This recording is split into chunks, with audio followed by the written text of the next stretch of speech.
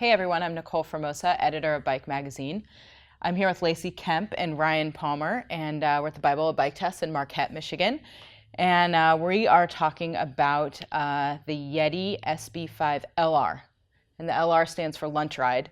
This is kind of like a special one-off bike Yeti did this year, sort of in commemoration of their tradition of going on a lunch ride every day. Like all the employees leave for an hour and a half, go on a lunch ride, and this is sort of how all the employees spec their SB5. It's got a 36 fork on it with 160 mil of travel instead of 150, I think, instead of 150. Yeah, the spec SB5 comes with a 150 fork, so that's bumped up, and it also comes with a DPX2 shock, so it's like just a little bit extra, a little bit better of a damper on there. Mm-hmm.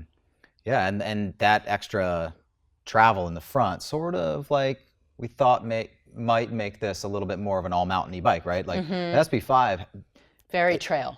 It's a very trail bike. I mean, it doesn't have that much travel. It's a 130 bike. It's 127 to be specific. And we actually mixed it in with some of the all-mountain bikes because we thought, like, by slackening that head tube angle up a little bit, you know, maybe it would make it a little bit more burly. I mean, what did you guys think about its capability? Well, I think with climbing, we'll start with climbing. Yeah. I think with climbing, I mean, Yeti has a history of being a great climbing bike, and I think this bike was no surprise. It went uphill really nicely. It was fast on our fire road ascents. It was like wide open suspension, felt really good. The only time I ever struggled with was on really steeper kind of technical stuff, but I think that could be more rider error than bike error. Well, I think that's kind of feeling maybe, and this is what I thought, like maybe with the change in geometry, that seat tube angle is being affected. Yeah, and the head angle, right? Like yes, it's affected. like we both slammed it makes the the bike seat. go like this a little bit. We so. slammed the seat forward to try to make it a little bit steeper too, which Yeah, I think slammed actually the helped seat me. forward, and that really helped for me a lot. But I think, like, for me, if I were to get this bike, and this, I really like the way it was as an all-rounder, and we'll get to more of that later. But like, I think I would actually buy this bike, but then get a different air spring and drop it back down to 150 because I do like the geometry of the normal SB5. But I like twitchier bikes. The only time I really there's a really steep short climb that we were calling the wall on our test loop, and I just couldn't keep the front wheel planted on it. It was starting to wheelie on you. Yeah, I wheeled a few times. And that's the only time I felt anything climbing that was really speaking to that difference. I mean, it's super efficient, like Lacey was saying, really fast climber. Oh my God, I didn't feel any bob whatsoever. No, that's one thing we noticed too. It was just level. Yeah, the Switch Infinity Link, it's a super good climbing bike, very good pedaling platform, zero bob whatsoever. You can climb with this thing all day in open mode. Yeah. And then on the downs, I mean, we've all kind of talked about how this is a race bike, right? Like it's made to go fast, and it goes fast, but it goes fast at some costs. It goes really fast, but I found myself kind of like holding on for dear life a little bit, which I sort of like. It reminds me of the bike I ride normally too. It's just like, it goes really fast.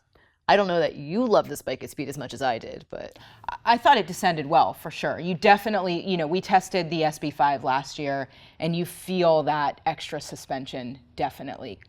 It still feels like a trail bike to me, though. Like, really stiff, like it wasn't maybe, on the descents, I maybe didn't feel quite as comfortable as on some of the other more like all mountain bikes, but I think in the slow speed kind of like rocky stuff, I still kind of think 29ers are always going to perform better in those kind of conditions. And this is a 27.5, but I mean, it hauls.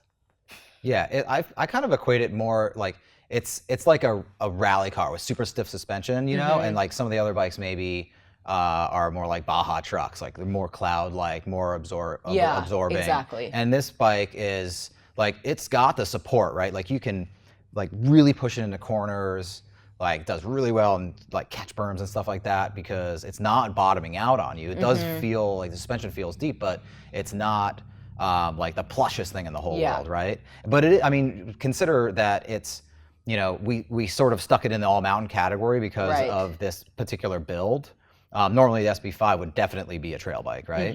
And like it held its own up against the competition of all these other bikes with way more travel. Like this is a 130 bike with a 160 fork on it, right? And it still felt like pretty balanced. I think it's a good performer. Like, and I do really appreciate the extra damping capabilities of like the 36 and that DPX2 shock. Yeah, I agree, definitely. But you know, they only make one of these. It's $7,200. There's no less expensive version.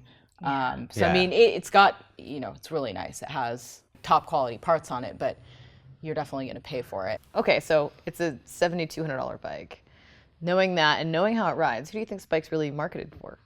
I mean, I really think it's for like Yeti super fans, somebody who wants to be connected to the brand, Be part of the tribe. feel like they have something that, you know, the employees ride or something that the employees choose. It's kind of like this special thing.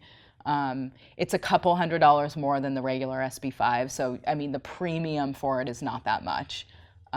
So I mean, I think that's most of the people who would buy this are, you know, people who want to buy that Yeti cachet. Thanks for watching. Be sure to subscribe to Bike's YouTube channel to watch the rest of the videos.